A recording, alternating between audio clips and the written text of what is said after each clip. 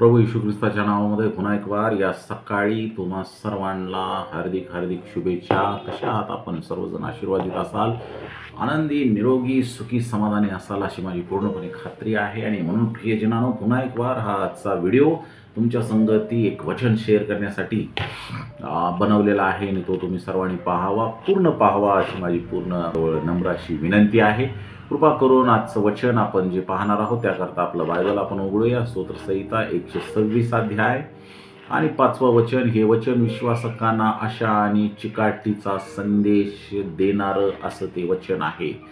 वचनामध्ये या ठिकाणी असं म्हणण्यात आलेलं आहे की जे अश्रुपूर्ण नेत्राने पेरणी करतात ते हर्षाने कापणी करतील।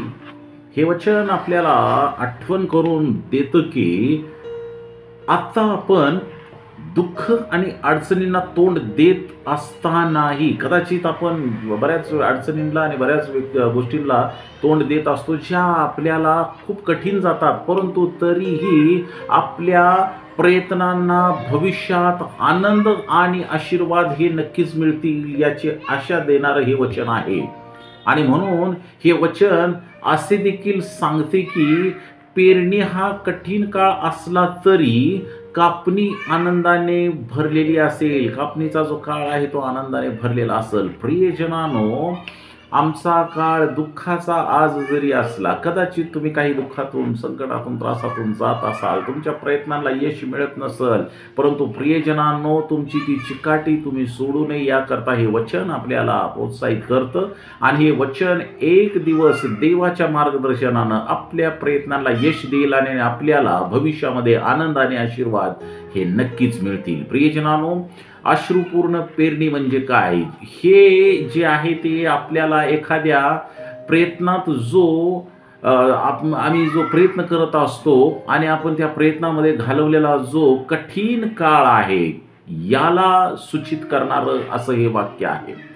मग कदाचित ते एखादं काम असेल किंवा एखादं तुम्ही करत असलेला प्रयत्न असेल, एखादी तुम्ही देत असलेली परीक्षा परंतु तुम्ही त्यामध्ये यशस्वी होत नाही, किंवा विद्यार्थ्यांना असलेली चिंता असेल, किंवा अनेक गोष्टी असू शकतात, किंवा अध्यात्मामध्ये वाढण्याची तुमची तळमळ असेल परंतु तुम्हाला यश प्राप्त होत नाही। परंतु प्रियजनांनो, आध्यात्मिक प्रवासातील सर्व अनेक प्रकारे तुमच्याकडे आणि माझ्याकडे आव्हाने असू शकतात। आमच्याकडे आव्हानांना तोंड देण्याची सदैव ताकद पुरवणारा स्रोत म्हणजे आम्ही परमेश्वरावरती आपलं मन आणि आपलं चिंतन प्रस्थापित करणे किंवा स्थापित करणे, त्याद्वारे आपल्याला आनंद प्राप्त होत असतो। आणि मग एक दिवस परमेश्वराच्या आशीर्वादानं असं येतो की आपण घालवलेला कठीण काळ, ज्या काळाला वचनामध्ये म्हणलेला आहे पेरणीचा काळ, हा कठीण काळ जरी होता तरी आमची जी कापणी आहे, आमचं जे यश आहे ते आनंदाच्या जयघोषाने पीक देणारा असा तो काळ असेल। आनंदाच्या जयघोषाने पीक हे आव्हानांना आपण तोंड देत राहिल्याने मिळणारे जे अंतिम बक्षीस आहे, यश आणि आनंद आहे, याला प्रस्थापित करतं। आनंदाचा जयघोष याला, आणि येथे ह्याच वचनात सांगण्यात आला आहे कापणीचा आनंद हा चिकाटी आणि कठोर परिश्रमानंतर मिळणाऱ्या आशीर्वादाचे रूप आहे। प्रियजनांनो, आम्ही म्हणून आम्हाला मिळणाऱ्या आशीर्वादाकडे आपण लक्ष केंद्रित करून आम्ही आज होत असलेल्या आमच्या अडचणींना तोंड देत राहणं गरजेचं आहे, कारण परमेश्वर आपल्याबरोबर असणार आहे। आम्हाला त्या आशीर्वादांची आशा आणि आम्हाला चिकाटी धरणं, आता करत असलेल्या कामाची चिकाटी धरणं खूप महत्त्वाचं आहे। यामुळेच हे वचन आपल्याला अश्रू आणि दुःखांचा सामना करावा लागत असतानाही सतत सातत्यानं काम करत राहण्यास आणि आपले प्रयत्न सातत्यानं करत राहण्यास प्रोत्साहित करत आहे। आणि म्हणून कारण आपल्या प्रयत्नांना शेवटी आनंद आणि समाधान मिळणारच आहे अशी खात्री प्रभूमध्ये आपल्याला आहे। प्रियजनांनो, आपल्या दुःख संकटाच्या काळात आपण देवावर विश्वास ठेवूया, कारण शेवटी तो म्हणजे प्रभू परमेश्वर आपल्याला आनंदित करणार आहे यात शंका नाही।